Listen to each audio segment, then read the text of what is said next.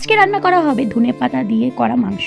অনেকে কিন্তু মাংসের মধ্যে ধনেপাতা দাও, আবার অনেকে দাও না। নর্মালি আমি কিন্তু দিই, আমার কিন্তু এইভাবে খেতে বেশ ভালো। বন্ধুরা, এখান থেকে আমাদের মিনি ব্লগটা স্টার্ট করি।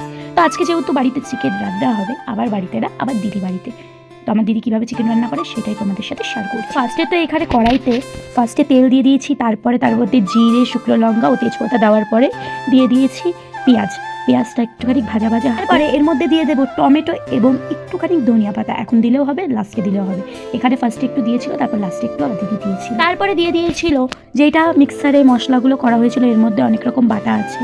বাটা বলতে পেঁয়াজ বাটা, রসুন বাটা, আবার অনেকে কিন্তু ধনে দিয়েও করো, হালকা ধনেও দিলে বেশ ভালো লাগে। তোমরা চাইলে ট্রাই করতে পারো। তারপরে সেই ভাজা ভাজা হয়ে গেলে, হালকা ভাজা ভাজা হয়ে গেলেই তার মধ্যে কিন্তু মাংস ছেড়ে দিল। আর আজকে কিন্তু শনিবার, আমাদের বাড়ি মাংস হয়নি, আসলে হয়েছিল দিদি। আর আরেকটু কুচানো ধনেপাতা ছিল, সেই ধনেপাতাটুকু দিয়ে দিয়েছে আমার দিদি। তারপরে কিন্তু এখন কষাই করতে রেখে দেবে। তোমরা চাইলে ধনেপাতাটা লাস্টে দিতে পারো, আর তোমাদের যদি মনে হয় ধনেপাতা দেবে না, তাছাড়া কিন্তু মাংসটা করলে বেশ ভালোই লাগবে। আর এখানে দেখো আমার দিদি কিন্তু কষাই করছে, আর আমার কিন্তু ঝোলের মাংস হচ্ছে বেশি, কষাই মাংসটা ভালো লাগে।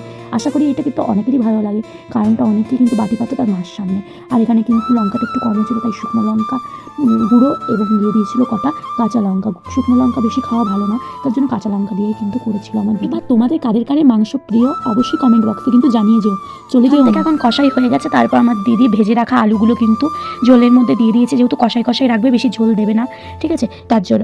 তো চলো বন্ধুরা, যদি ভিডিওটা ভালো লেগে থাকে লাইক কমেন্ট শেয়ার করে দিও। তারপরে কিন্তু আমার দিদি নামিয়ে দিয়েছিল, আর আমি বাড়ি চলে গেছিলাম, কারণ আমার পেটে খুব ব্যথা করছিল তাই। আর কষাই মাংস দেখে তোমাদের লোভ লাগছে তো অবশ্যই কমেন্ট করে জানিও। বিশ্বাস করো, মাংসটা খেতে কিন্তু দারুণ হয়েছিল।